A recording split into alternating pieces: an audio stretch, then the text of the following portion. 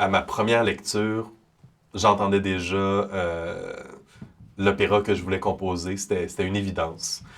Euh, je lisais les paragraphes, puis je voyais, donc j'entendais à quoi ressembleraient les sonorités de cet opéra-là, comment je ferais résonner les voix des personnages.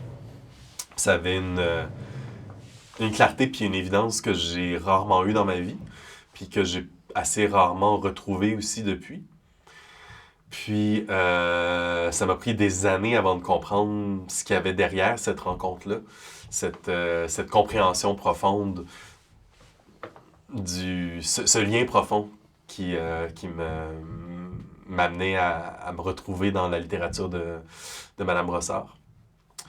Puis je pense que la chose la plus évidente, mais qui m'a pris 10 ans à comprendre, c'est qu'en fait, en tant que personne non-binaire, j'ai presque toujours eu comme modèle en littérature, en art, des personnages qui vivaient des situations auxquelles je m'identifiais pas. Je devais vraiment faire un gros travail de projection pour essayer de me projeter dans l'hétéronormativité. Puis en plus, je suis une personne polyamoureuse.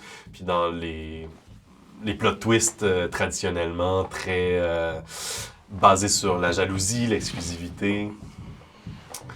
Puis en lisant Le Désert Mauve, je voyais juste des personnages à la fois très sensuels, très sexuels, très intellectuels.